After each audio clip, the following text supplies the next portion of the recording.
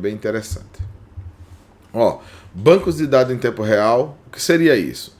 O banco de dados em tempo real garante, sem a necessidade de qualquer programação adicional, a sincronização dos dados através dos dados entre vários processos no servidor e múltiplas estações de cliente. Ou seja, é uma particularidade, né? Por isso que ele fala características inovadoras, né? Então, é como se a ferramenta já tem uma forma mais ágil para atualização do banco de dados. O que seria esse banco de dados, Carlos? Olha só, tudo que o sistema supervisório ele coleta, vamos lá, deixa eu dar um exemplo. O camarada chegou, apertou o botão liga da bomba 01 do poço 2. Olha lá, estou aleatório aqui. E quando ele apertou esse botão foi para a entrada do PLC. E o PLC, mandou ligar a bomba. Esse registro de que o cara apertou o botão é um evento. Opa, alguém apertou o botão. Chega no supervisório, o supervisório guarda onde? Dentro do banco de dados. Por quê? Imagine que esse motor não era para ser ligado, né? Então, alguém ligou? Vamos olhar. A gente faz uma consulta ao banco de dados e vê lá. Opa, alguém apertou o botão. Quem foi, aí é outra história, né? Aí é outra história. Se o comando saiu pelo supervisório, então quem está logado foi quem deu o comando. Então, por isso que eu digo, é a assinatura do cara. Está lá a assinatura, fica tudo registrado. Tudo isso é guardado num banco de dados. Então, quando você tem uma comunicação, uma atualização rápida, uma conversação rápida entre supervisório e banco de dados, esse é o melhor dos mundos. Por quê? Porque ali é onde você faz consulta do que aconteceu, do que houve, e assim você consegue... deixa eu usar a melhor expressão aqui. Você consegue analisar os eventos que ocorreram, tá? Então, o que ele fala é que existe aí uma forma inovadora na forma como o banco de dados interage em tempo real com o sistema supervisório. O que é algo positivo, mas ainda vou testar isso na prática e fazer uma comparação com o que eu já vi até hoje, para ver se isso realmente é algo diferenciado, tá bom? Por enquanto a gente está aqui acreditando no papo do vendedor. Vamos lá. Linguagens, né? Então, basicamente, deixa eu ler aqui primeiro. O Blueprint suporta a linguagem da Microsoft.NET em completa integração com a Microsoft.NET Framework. Os scripts e lógicas do projeto podem ser escritos em C# ou VB, né, que é o Visual Basic, né, .NET. E o conversor de linguagem integrado permite alternar dinamicamente com o código criado entre as linguagens. Olha só que bacana isso, né? Ou seja, se você fez em um, quer ver em outro, você muda, né? Se o cara é especialista em C#, ele muda ali, e ele estava em VB, ele traz para C# para ele poder... Legal, gostei. Achei inovador, de fato, isso aqui, viu? Gente, todo mundo que trabalha com sistema supervisório precisa conhecer essas linguagens de programação, né?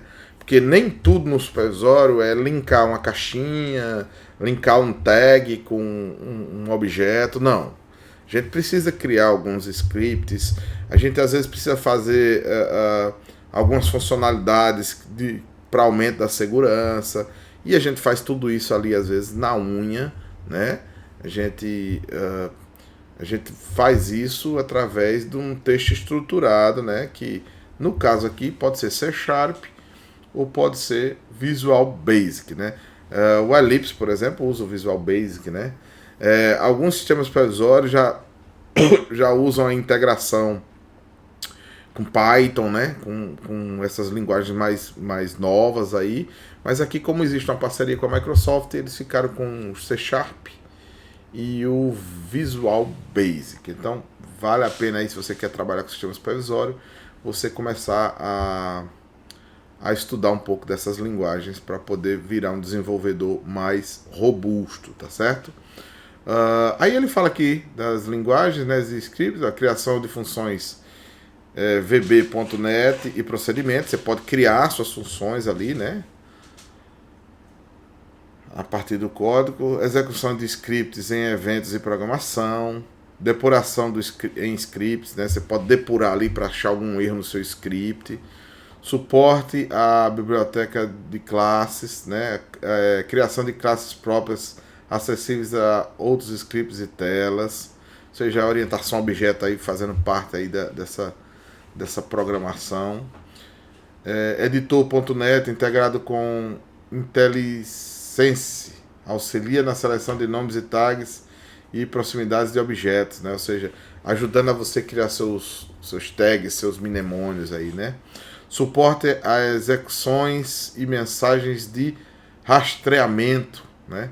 Então, assim, tudo que faz parte geralmente da programação aí convencional, mercado, você consegue usar aqui no seu Blueprint e deixar, é lógico, tudo mais robusto, né?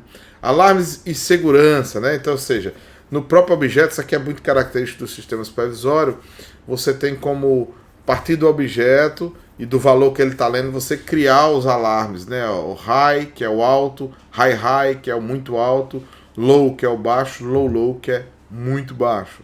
Alta resolução, né? Então, assim, alta resolução no nível de entrada e saída ali, né? Ele deve processar em uma quantidade de bits muito boa. Objeto de visualização integrados, objeto gráfico online e histórico quando executado localmente ou na web. Grupo de alarmes e itens do projeto. Acessar as propriedades dos alarmes diretamente, por exemplo, total de alarmes ativos.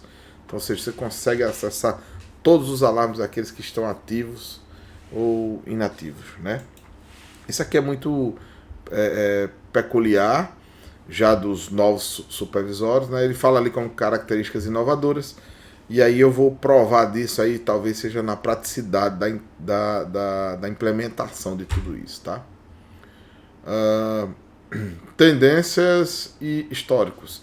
Aqui são os gráficos de tendência, né? Que ele fala, que é quando você cria gráficos que vão salvando ali grandeza. Um exemplo, deixa eu citar um exemplo aqui, temperatura. Você está acompanhando uma temperatura e aí depois você resgata ali e vê o gráfico de tendência dela, né? Opa, a temperatura está aqui, ela está tendendo a subir, você faz as suas análises, isso ajuda bastante a manutenção e até a operação para tomar uma decisão se deve parar o equipamento, se não deve, se deve acionar a manutenção. Então, esses gráficos de tendência, a gente usa muito em usina hidrelétrica, muito mesmo, para fazer análise de temperatura de mancal e tantas outras grandezas aí, tá? Dispositivos de rede, né? Eu vou passar esse aqui porque ele tem um pouquinho mais detalhado aqui na frente. Conjunto de dados. Aqui ele fala sobre os relatórios. Eu acho sempre interessante os relatórios, pessoal. Os relatórios, na maioria dos lugares que eu passo, eles são pouco explorados, tá? Mas os relatórios, eles podem, poxa, ajudar demais, cara. Se você fizer uma boa automação, uma coisa pensada, bem estruturada, você pode, depois de um evento, você ter um relatório pronto ali de algo que aconteceu, de número de falhas e tal. Basta ver como você trabalha esses dados aí, tá? Então, vale a pena se debruçar nessa questão de relatórios aí, porque relatórios bem feitos, eles ajudam demais a manutenção e a operação na sua tomada de decisão, tá? Eu vou provar isso aqui também, porque na minha aplicação eu vou gastar muito tempo desenvolvendo relatórios. E aí eu acredito que eu vou poder dar um feedback para vocês aí da facilidade na construção de relatórios que essa ferramenta traz, tá? Bom, clientes remotos, né? Blueprint Visualizer Client, Web Smart Client e o HTML Client, né? Então aqui são clientes remotos, formas de licenças que você pode criar para que alguém remotamente possa acessar a sua planta, tá bom? Depois eu vou mostrar isso aqui um pouquinho mais na prática, que é para vocês poderem visualizar melhor isso. Objetos de runtime. O que é runtime, gente? Assim, todo supervisor ele tem uma licença chamada runtime, que é a que vai rodar lá em tempo real a sua aplicação. Aí às vezes eu quero 4 estações de operação. Aquelas são os viewers, né? Ou seja, computadores que apontam lá para o seu servidor, onde está o runtime, e ele disponibiliza os dados para que o cara possa visualizar de lá e até operar a planta, né? Que geralmente é assim que acontece. É de lá que eles operam a planta, nos viewers, que podem ser máquinas mais modestas, porque elas vão estar interagindo ali e visualizando apenas o que está lá no servidor rodando, tá? Seção de módulos, modo teste, ferramenta de diagnóstico do runtime. Então você tem um modo teste, informações do módulos. Geralmente essas ferramentas elas vêm com os seus próprios diagnósticos para que você possa analisar a sua aplicação, qual foi o erro. Então você tem um logger lá de eventos que te dá um resultado para você saber o que aconteceu, tá? Eu ainda vou me aprofundar em tudo aqui, viu, gente? Bom, essa é a tela aqui que eu queria fechar com vocês, que são os drives de comunicação. Então, basicamente, quando a gente fala num projeto pequeno, a gente fica muito por aqui, ó, no Modbus, tá? Modbus. Vamos lá, quando eu vou fazer uma fábrica de concreto, por exemplo, lá que você tem silo, tal, balança, você tem geradores de diesel, né? Ali, tal, como emergência, tal.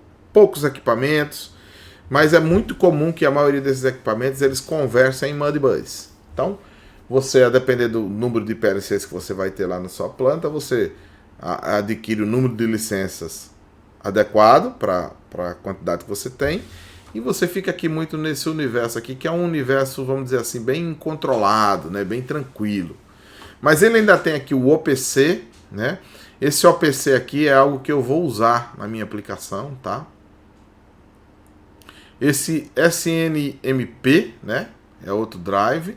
O DNP3, olha, daqui para baixo, ó, DNP3, IEC 61850 e o IEC 104 é muito voltado isso aqui para o segmento de energia, né? E por que para o segmento de energia, professor?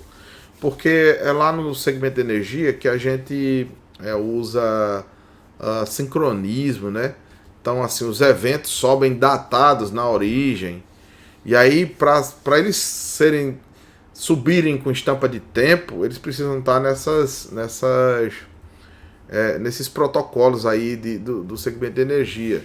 Também são redes mais rápidas, né? A 61850, né, por exemplo, o que ele fala? Sob consulta, tá vendo? Tudo sob consulta. Por quê? Porque são coisas mais específicas do ramo da energia. A 61850, né, que você tem aí protocolos até de trip que rodam aí na rede. Então, assim, é algo, de fato, bem mais robusto, né? Isso aqui, com certeza, vai tornar o produto um pouco mais caro. Mas, como eu estou falando aqui para pessoas que querem fazer a integração aí em fábricas pequenas e médio porte, aí atender uma solução, vocês podem ficar nesse universo aqui do Modbus, né, para poder fazer essa comunicação entre os PLCs e o seu sistema supervisório. Também o OPC, se você quiser, através do PLC da Altos, por exemplo, se você quiser criar algumas comunicações via OPC, é super fácil, super tranquilo para poder implementar esse OPC aí. No meu caso aqui, eu vou coletar via OPC de um outro supervisório, né, alguns dados para poder fazer como é que se diz assim, o monitoramento que eu desejo. Por quê? Porque já está indo lá para aquele outro supervisório, ele tem lá a possibilidade de comunicar em OPC, vou criar lá uma lista de tags e vou passar para ele, para o lado de cá, via OPC, tá certo? E o restante eu vou coletar direto lá com o meu